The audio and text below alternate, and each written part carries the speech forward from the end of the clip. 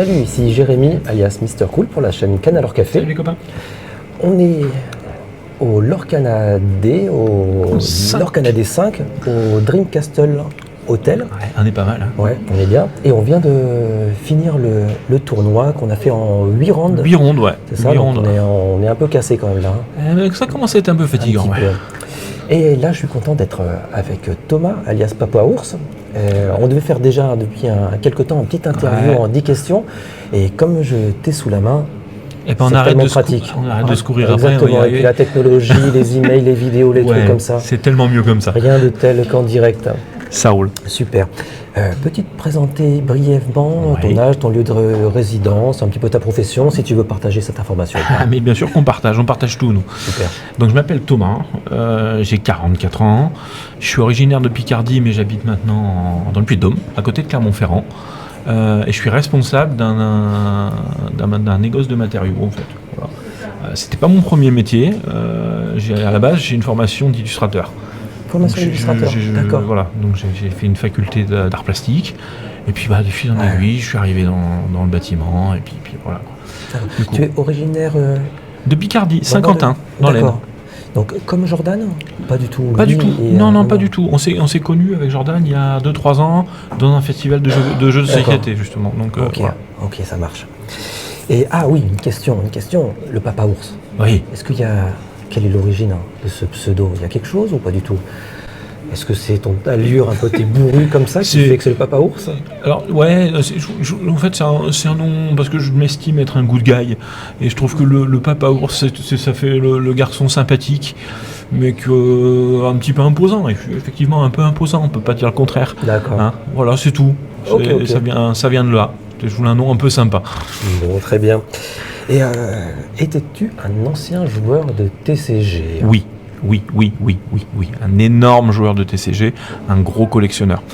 À 14 ans, Magic arrivé, quand j'avais 14 ans, j'ai mis le doigt dedans, je me suis fait happer. Et du coup, j'ai fait Magic à la sortie, en plus avec des copains de classe, donc forcément, on s'est engrainé.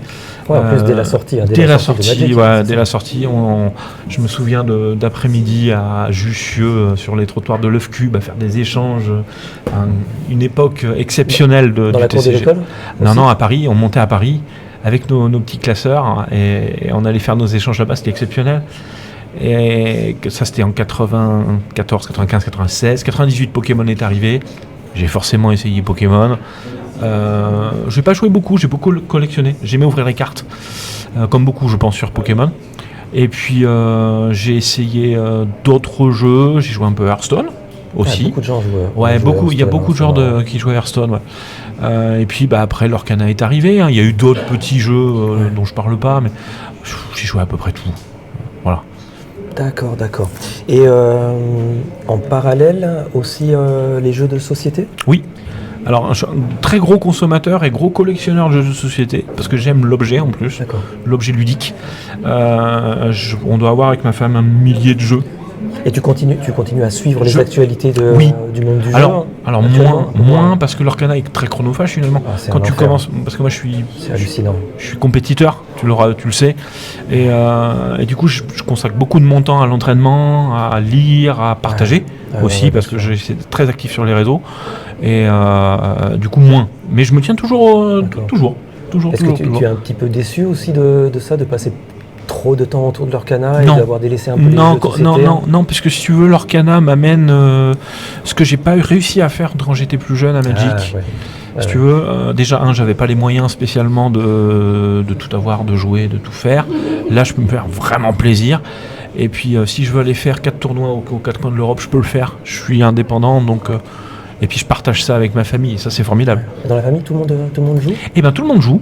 D'ailleurs tu les as vus aujourd'hui au Lorcana Day, il y avait un tournoi enfant, il y avait ma fille et mon fils, et ma femme qui était venue aussi, qui joue, pas en compétitif, mais tout le monde joue. Tout le monde joue. Voilà, comme ça, donc c'est une passion. Aussi à le deck pour jouer avec vous. Donc exactement, et quand on fait les openings à chaque set, on ouvre ça sur la table du salon, et c'est l'explosion, c'est génial. C'est vraiment tout le monde partage un petit peu cette passion-là. C'est vraiment extrêmement familial. Et vous arrivez à... Parce que c'est toujours compliqué en famille, et puis comme c'est un jeu à un moment qui devient vraiment compétitif, quelle ambiance tu arrives à créer au sein d'une famille autour du jeu? Alors, comment tu joues? Parce que c'est dur à un moment. Moi, je suis le compétiteur de la famille. Je ne joue pas. Je fais de la compétition. Non, mais c'est vrai. Je prends pas de plaisir à jouer simplement pour jouer. Très peu. C'est pour ça que je pose cette question-là. Et comment t'arrives à... tu prends sur toi et tu essaies de passer tout ce que toi tu apprends en fait, de le transmettre à tes enfants. D'accord. Et toujours dans le bon esprit, mais à les corriger, les guider. Et c'est super. C'est un vrai partage. C'est vraiment génial. Je dis ça parce que avec mon épouse qui joue et qui a participé au tournoi, quand on joue ensemble à la maison à l'Orcana, au départ c'était sympa. Là, ça devient un petit peu rude. C'est bon, comment on joue? Est-ce qu'on se laisse une marge de manœuvre? Est-ce qu'on reprend une carte? Jouer, c'est jouer. Ouais, je suis assez cool, si tu veux, dans ma façon de jouer quand je suis en famille. C'est normal. Et puis, j'évite de sortir mon bleu-rouge quand je joue avec mes gamins, tu comprends. D'accord. Donc, ce qu'on fait, c'est qu'en fait, on fait des decks plutôt équilibrés, faciles à prendre en main. J'en ai 7 ou 8, et puis on prend au hasard, et paf, tu vas prendre ce jeu-là, moi je vais prendre celui-là, et on a fait une petite feuille en fait, où on tient le compte des victoires, maman contre Florian, Thomas, et du coup, puis à la fin du mois, on essaie de faire un truc, voilà, c'est cool. Parce que c'est ça que j'ai trouvé qui est la grande différence avec un jeu de société. Un jeu de société, tu modifies pas la règle pour adapter le jeu, tu joues vraiment. Alors, on a amené, si tu veux, j'ai amené mes enfants étape par étape. C'est-à-dire qu'au début, on jouait qu'avec des personnages vanilla, c'est-à-dire sans aucun texte. Okay. Donc on jouait juste, on posait les encres, on n'encre pas, on pose une dési, on pose un machin, mais on n'appliquait aucun des textes. Et après, j'ai amené, si tu veux, les mots-clés en allant. D'accord. Le rempart, tac, maintenant je vous apprends ce que c'est le rempart, on joue le rempart. Ouais. Et après, on a appris les chansons. Voilà, une chanson, voilà, qu'on fait, on joue, on résout. Et petit à petit, on a amené tous les mots-clés sont revenus. Tout. Après, on a rentré les lieux, et puis maintenant, ça y est, c'est parti, ils savent jouer avec tout. Donc tu entretiens quand même ce côté plaisir du jeu. Ah oui, c'est très important. Mais c'est tout, c'est tout. Parce que tu peux complètement gâcher le jeu autrement. Je peux aussi leur faire peur. Bien sûr. J'ai pas envie de faire peur à mes gamins. Ouais. Donc non, je pense que ça a été bien amené. D'ailleurs, s'ils sont là, c'est eux qui ont demandé, c'est pas moi qui les ai forcés. Il faut le dire, c'est que Jérôme en live a organisé aussi une sorte de petit tournoi pour les enfants, et ça c'est bien. Hein. Ça c'est quelque chose qui doit être systématique dans tous les tournois. Un petit tournoi enfant, 10, 12... Il a fait jusqu'à quel âge? C'est un peu, alors, je crois que c'est un peu trop tard peut-être. Alors je crois que c'était 7-16. Ils ont peut-être dû diminuer. 16 ans c'est quand même un grand. Hein. Oui, mais je pense qu'en fait, à partir de 14 ans, ils sont sur le main. Ouais, d'accord. Je veux dire que naturellement, de toute façon, ils seraient venus sur les tournois adultes. Je me vois pas dire à mon gamin qu'à 16 ans, va jouer avec les petites 7, quoi. Je sais pas qu'il faut. Ouais. Je pense que naturellement, à 14 ans, on passe dans ces eaux-là. Il y a même des plus petits dans les tournois. Donc, ouais. Donc c'est bien à signaler. Hein. Ouais, mais merci Jérôme d'avoir fait ce petit tournoi. Franchement, ça génial. Pour que ça reste familial, il faut que ça continue ça. Mais je te garantis qu'il y en a une, ma petite cassette ans là, elle courait partout. Ah ouais. Ah oui. Heureuse comme tout. Ok. Je veux savoir qu'est-ce qui t'a amené un petit peu à jouer à l'Orcana, la collection, l'univers Disney, ou juste le fait de jouer à un nouveau TCG? La compétition. L'univers, je m'en fiche. Mais c'était un jeu où je pouvais, comme je te le disais tout à l'heure, transmettre mes connaissances en TCG à mes enfants. Ouais, donc le côté familial. Et oui, ça. La porte d'entrée, elle me dit, mais c'est bien, j'ai des cartes, j'ai des jeux, mais je joue tout seul. Magic, c'est très compliqué. Pokémon, ça va 2 minutes, mais moi, ça me fatigue un peu, Pokémon. Là, on avait quelque chose qui était super, un aspect collection quand même, parce qu'on aime ouvrir les belles cartes et tout, l'univers parle à tout le monde. Moi, on est aussi des enfants Disney, hein, on a regardé des Disney, nos gamins ont regardé des Disney, et ça permet en plus de regarder des vieux Disney que nos gamins n'ont pas vus. De revoir je les te cartes, garantis que quand on a regardé Robin des Bois avec les gamins, on a sorti les cartes et ils m'ont trié les cartes. Ah ouais, lui je l'ai vu, j'ai vu, génial. Voilà, donc je pense que c'est ça en fait. Pouvoir avoir un jeu compétitif, profond, parce que c'est extrêmement profond. L'Orcana, c'est extrêmement compliqué, c'est sûr. facile à jouer, difficile à maîtriser. Et du coup, on peut embarquer tout le monde. Et c'est ça qui m'a plu dans le jeu. C'est vraiment ça. En plus, au début d'un TCG, c'est génial. Oui, aussi. J'étais au début de Magic, donc tu vois, je peux. Mais le compétitif n'est pas le même du tout. Regarde une salle de l'Orcana. Je veux dire, t'as des enfants, t'as beaucoup de femmes, t'as des sourires surtout. Et ça, c'est cool. Et même dans les tables de top, il y a des sourires. Ça fait plaisir. Et ça, pourvu que ça dure, ça. Hein. Mais ça va durer. Ça va durer. C'est à nous de le faire durer. On va faire ce qu'il faut. Ouais, je pense que c'est la communauté qui va peut-être entretenir cette bonne ambiance. Tout à fait. Tout à fait. C'est vraiment une fête. C'est clair.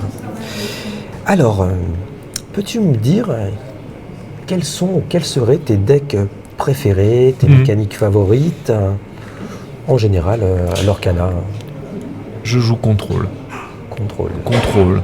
La Magic, je jouais contrôle. Bleu ou le bleu-rouge? Bleu-rouge. Je commence à être connu un peu dans la communauté pour être un joueur de bleu-rouge. Alors c'est pas ce que je joue. C'est pas ce que je joue tout en fait. Mais je suis connu pour jouer bleu-rouge. Mais je joue tous les decks. Je joue Amber Steel, je joue vert-violet, je joue vert-gris. J'adore bleu-gris. Je trouve que c'est un deck exceptionnel. Mais c'est vrai que c'est ce qu'on appelle du hard control, si tu veux. C'est-à-dire vomir ma main et ancrer et devenir et jouer des trucs énormes qui est extrêmement impactant. Et il n'y a que le rouge qui peut le faire. Il n'y a que ça en fait. Soyez prête. L'explosion. 6 sous. C'est ça que j'aime. C'est du gros contrôle. Pas des petites blasts, ça sert à rien ça. Donc là tu prends vraiment ton plaisir à jouer cette mécanique. C'est exceptionnel. Et puis avec le bleu, si tu veux, quand tous les engrenages se mettent et que ça se met en place. Hein. Exactement. Et que tu vois que ça monte, et que tu vois que ton adversaire, il peut faire ce qu'il veut. T'as un tour, 2 tours, 3 tours. C'est terminé après. Voilà. Et ça, c'est vrai que pour moi, c'est un deck qui est très classe. T'as un sentiment c'est beau à voir. T'as un sentiment de puissance quand tu joues le truc. Tu dis, il peut plus rien m'arriver.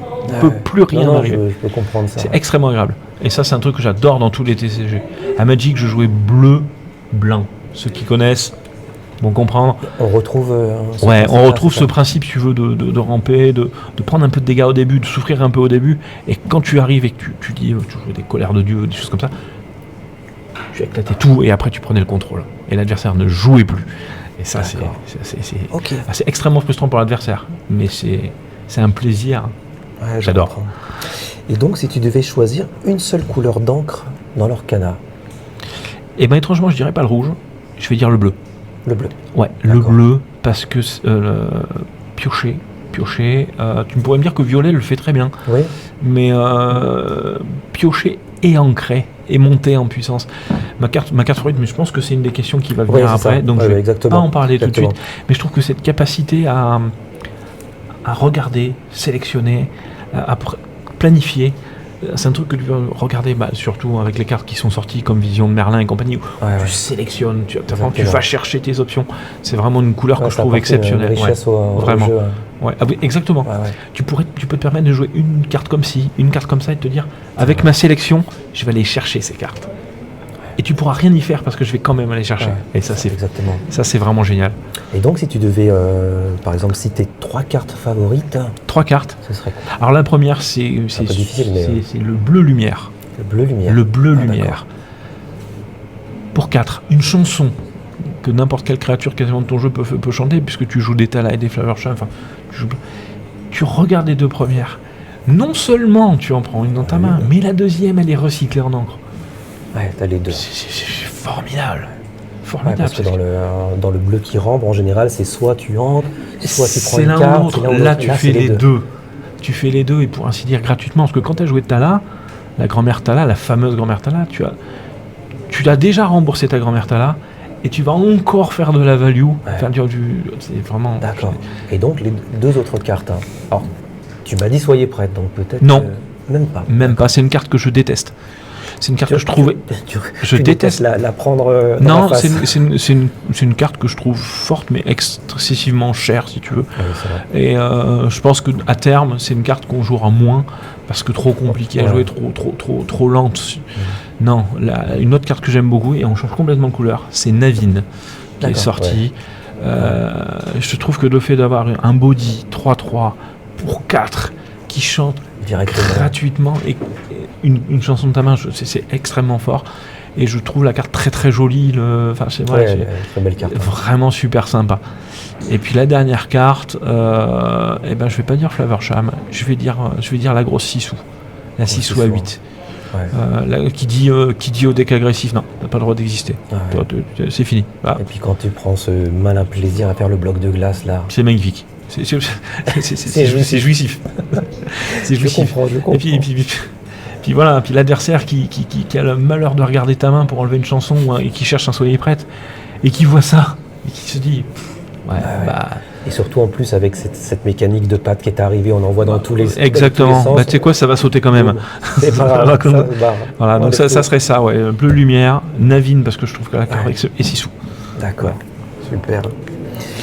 Et est-ce que tu penses qu'il faut avoir une psychologie particulière pour jouer au TCG ou des compétences un petit peu innées, ou c'est donné à tout le monde? Quand je pose cette question-là, c'est en fait, je suis très très curieux en fait dans tous ces joueurs qui performent, savoir est-ce qu'ils auraient quelque chose de différent de moi ou d'un autre joueur? Alors, je pense qu'il y a quand même. Alors, pour être bon au jeu, je dis juste bon. Je n'ai pas dit excellent, pas être un top. Ouais. L'entraînement suffit. Le TCG, c'est un sport comme les autres. Tu t'entraînes, et tu vas progresser. Tu vas progresser jusqu'à arriver, sur un gros tournoi, arriver dans le premier quart, dans les 25 premiers %. Par contre, pour passer au-dessus, je pense qu'il faut quand même un petit quelque chose. Il faut un esprit analytique. Il faut aussi énormément de mémoire. Il faut se souvenir. Qu'est-ce qui a été ancré? Qu'est-ce qui a été joué? Avec ton expérience, tu t'es rendu compte de joueurs où tout de suite tu dis eux ils ont un truc, il y a quelque chose. Tu le vois tout de suite. Tu le vois tout de suite aux 3 premières cartes qui sont jouées, tu comprends tout de suite l'expérience d'un joueur. Déjà, il n'y a aucun mouvement automatique, tu vois, par les premiers tours où c'est vraiment un peu téléguidé. Et après, il y a certaines décisions où tu dis ah ouais, là il y a quelque chose, tu vois. Et toi, est-ce que tu fais partie de ces joueurs? Je ne sais pas si c'était les joueurs d'avant ou c'est un peu la nouvelle génération. On manipule comme ça, machin, tout. Je suis pas un bon. Je suis pas de choses. Ou alors tout stressé, ou ils s'amusent à faire ça. Par contre, c'est insupportable pour moi, mais bon. Je suis calme. Imperméable au stress. Ça n'existe pas. Et je pense que ça, par contre, ça fait partie des grandes qualités. D'accord. Ne jamais stresser. Est-ce que c'est un mouvement de mode? Là, je pars sur autre chose. Non. Le shuffle dans la main. Alors, ça a une utilité déjà. Une utilité de ça? Oui, parce que en fait, la carte, quand tu as tes cartes en main, tiens, je vais te faire tenir le micro. Ouais.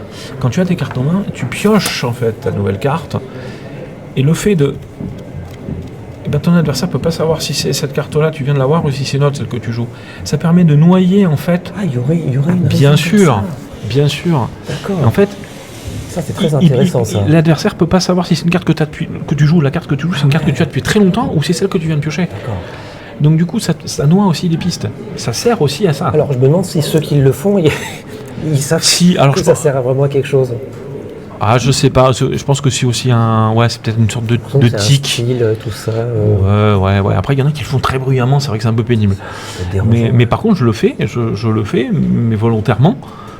Parce que pour savoir que la carte que je pioche, est-ce que c'est celle que je voulais ou pas? Et toujours, faut le faire toujours avec du calme.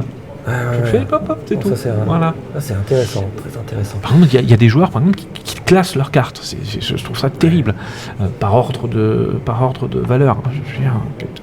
D'ailleurs, il suffit de regarder la main, tiens, tu as tout à fait raison. Est-ce que quand on tient ces cartes, il faut les ranger? Mais surtout pas. Surtout pas. Les laisser en vrac. Et les mélanger. D'accord. Aucune piste. Les gens qui classent, je veux dire, c'est... Ça donne une information. On se rend compte bien entendu, c'est super important. Non, je pense que la gestuelle et la façon de faire...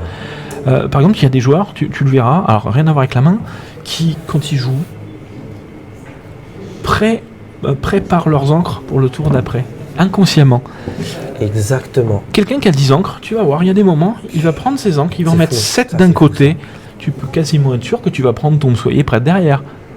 Regarde les mains de ton adversaire, regarde ce qu'il fait avec ses encres. C'est complètement vrai. Mais bien sûr. Parce que moi, quand je joue, alors peut-être pas sur les 7, mais des fois je me fais des blocs de 4, de 3, de 2, de 3. Parce que tu réfléchis inconsciemment à ton économie d'encre du tour d'après. Et puis, un peu naïvement, pour être organisé. Oui, mais c'est très bien, continuez comme ça. C'est quelque chose que tu ne me verras jamais faire. Jamais. Ouais. En fait, tu donnes inconsciemment des petites... on rentre dans ta tête. Ouais. C'est pas compliqué. Et ça, tu es sensible à ça? Tu le vois? Oui. Tu surveilles ou c'est un peu... Non, je passe mon temps à le faire. Je regardes volontairement comme ça? Ah oui. Je vais regarder tes mains. Je vais regarder tes mains, la façon dont tu touches tes ancres, la façon dont tu les ranges. Et tu chopes plein de petites informations. Plein de petites informations qui font que, tu vois, tu parlais de petits trucs. Ouais. Ce petit truc, et si tu as réussi, ne serait-ce qu'une fois, à savoir que les 7 ans qu'il a mis de côté, c'était le soyez prêt que tu vas prendre et que tu t'es pas développé, t'as gagné. Et voilà. C'est sûr. Ah, c'est super info. Alors partagez là. Bien content d'apprendre ça là. Vraiment. Ah, c'est une astuce de vieux. Hein. De vieux, d'expérience. De briscard. De vieux briscard. Ouais. C'est top. Hein. C'est top parce que j'avais vraiment pas pensé à cette histoire-là. Et regardez, et faites-le. Tu vas voir quand vous jouez, même chez vous en petits groupes, regardez et vous allez voir qu'il y a plein de gens qui le font. Ils s'en rendent même pas compte. Et tu peux leur dire fais attention, ils le referont. C'est difficile de ne pas le faire. Mais parce que quelque part, après il faut reconnaître, c'est un jeu. Aux échecs, il y a des cours, il y a des stages, il y a des formations. À l'Orcana, il n'y a pas encore de stage de l'Orcana. Tu devrais organiser des stages de l'Orcana, toi d'ailleurs. Ça peut être un projet. Hein. Je vais vous faire des petites séances. Parce qu'il y a plein de choses. Mais bien sûr. Ça paraît peut-être bête, mais c'est pas bête. Mais moi j'adore en plus partager ça, c'est génial. Moi aussi je trouve ça génial d'entendre ces petites subtilités de jeu qu'on fait un peu. Et c'est tout bête, mais c'est ce qui peut te faire, justement. Passer des 25% aux 10-15% les meilleurs. Après il y a des gens qui sont vraiment faits pour le TCG et qui comme aux échecs, si tu veux, il y en a qui sont vraiment au-dessus. Par exemple, des gens qui mémorisent. Bien sûr. Mais il y a plein de petites astuces qu'en fait on apprend sur le tard et que les gens n'ont pas, le joueur entre guillemets moyen n'a pas. Quand tu fais une vision en bleu, quand tu fais une vision de Merlin et que tu regardes les 5 cartes, tu en prends une et tu mets les 4 autres en dessous. Combien de personnes se souviennent de l'ordre des cartes qu'ils ont mises ? Eh bien c'est pas compliqué, je vais te donner une astuce, tu vas voir, c'est très très simple. Tu fais un mantra. Admettons que tu aies mis Flaversham, Grand-Mère Thala, Bagarre et une random carte. Flaversham, Bagarre, Grand-Mère Thala avec son sous-fétiche. Tu connais l'ordre, tu la répètes 2-3 fois dans ta tête, elles sont 4. Tu sais que les 4 dernières cartes, elles sont dans cet ordre-là. Si tu en rejoins un autre, eh ben tu connaîtras les 9 dernières cartes. C'est super important. C'est des petits détails. Mais des trucs qui changent des parties. Il y a plein de choses qu'on fait pas en jouant. Non. On joue un peu instinctivement, on prend des cartes. Tu te dis, moi je vais mettre celle-là au-dessus parce que je voudrais l'avoir avant, mais tu sais pas ce qu'il y a en dessous en fait. Analyser ta défaut, ce qu'on a sorti, ce qu'on a vu, ce qu'on a remis, essayer de... Il y a très peu de personnes qui regardent la défausse de leurs adversaires. Regardez la défausse de l'adversaire. On chope plein d'infos. Il y a une tonne d'informations là-dedans. Donc il y a facile à apprendre, difficile à maîtriser. Bien sûr. Comme tout TCG. Mais parce que on pense pas que c'est un jeu un peu comme les échecs, il y a des règles, il y a des bases à apprendre. Et dans la règle du jeu de l'Orcana, on te dit pas comment on doit jouer. Tu peux même donner des fausses pistes à ton adversaire, c'est très très facile. Tu sais, tu prends tes 4 ans, ils pensent que tu vas jouer telle carte, tu les manipules, tu les remets, tu l'as pas. Et tu as manipulé tes encres. Oui. Et puis en plus, je pense qu'il y a tout le côté poker, le comportement, au bluff. On est content, il se passe des choses. Du coup, en fait, tu as répondu un peu à mon autre question, c'était un petit peu les petits secrets, les conseils à partager. C'est pas des secrets, si tu veux, mais c'est des choses que j'ai acquis au fil des années. Ça fait 30 ans que je joue. Du coup, j'appelle ça les secrets, parce qu'il y a il y a beaucoup de gens, d'influenceurs, de youtubeurs, tout ça, qui font plein de vidéos. Mais il y a des petits trucs, moi je me dis, mais ça me manque. Moi je m'en fous de voir les decks de la méta, le meilleur tips. Machin truc. Ça on apprend des choses. Ouais, tout à fait. Non, mais t'as raison. On apprend le jeu. C'est ça. C'est ces petites choses-là où c'est un peu trop, on te donne les choses sur un plateau, on pense que t'a servi, on a le meilleur deck, on va le jouer. Une decklist, c'est rien du tout. Savoir jouer une decklist, c'est autre chose. Parce que je dis toujours, quand vous voyez quand vous choisissez votre deck, quand vous regardez les tops de tournoi, vous dites je vais prendre cette liste-là, je vais la jouer. Problème. Si demain tu vas copier une liste de bleu rouge qui a gagné et que tu viens me jouer contre moi, je te garantis que tu vas te faire satelliser. Bien sûr. Parce qu'il faut maîtriser.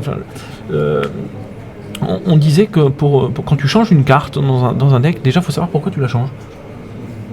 C'est pas forcément évident et surtout il faut tester. Là pour aujourd'hui, pour l'Orcana D, j'ai rentré une carte qui s'appelle l'épée libérée, qui draine le lore en fait de l'adversaire.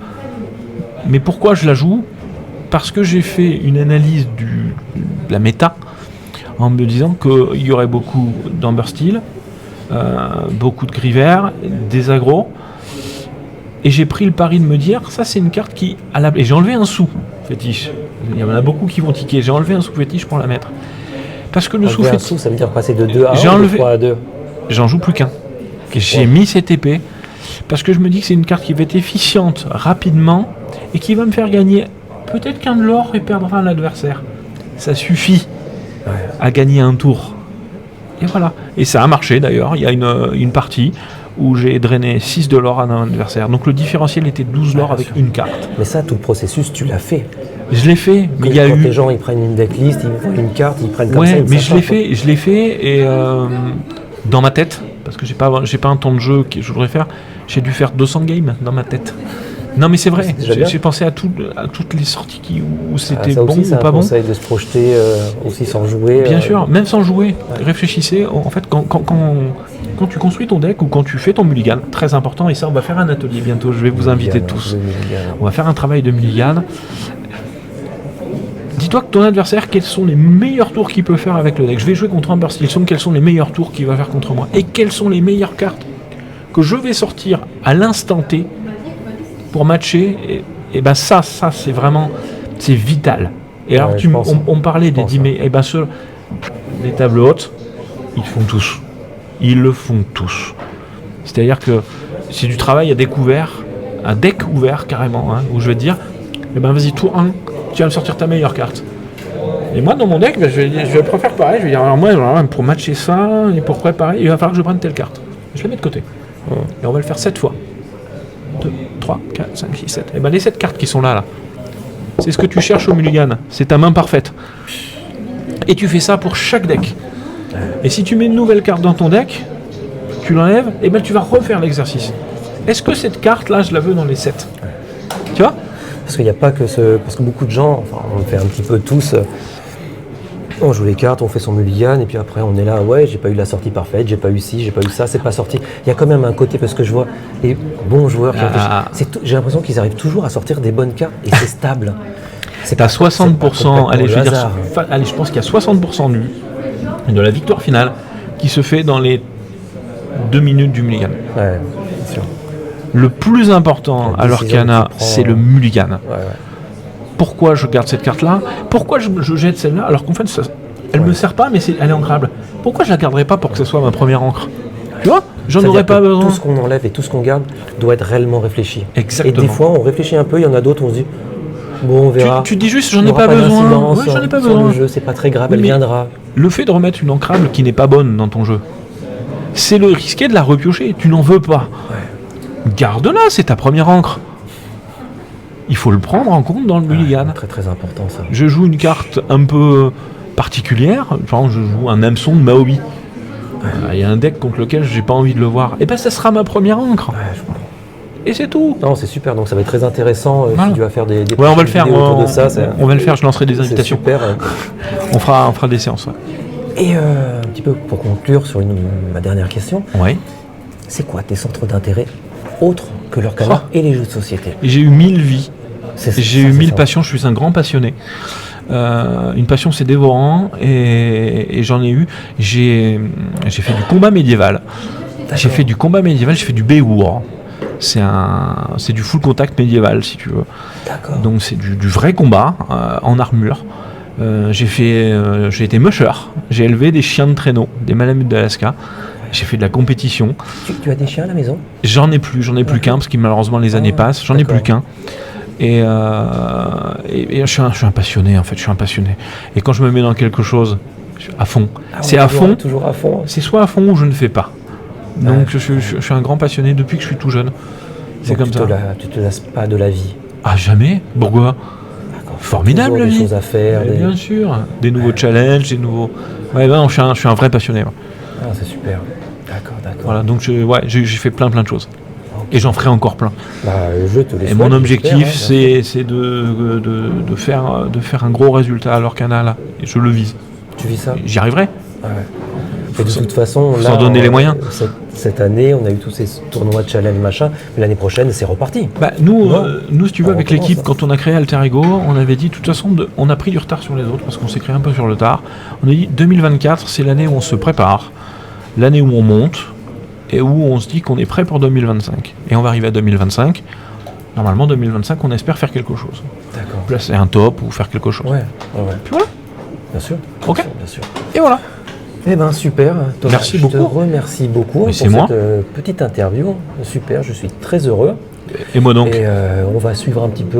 On va aller voir les copains parce que des matchs, la fin du tournoi. Hein. Ouais, parce que ça joue. Ouais, ça joue bien. Hein. Bon, je vous dis à très bientôt sur la chaîne Canalor Café et à très bientôt. Salut à tous.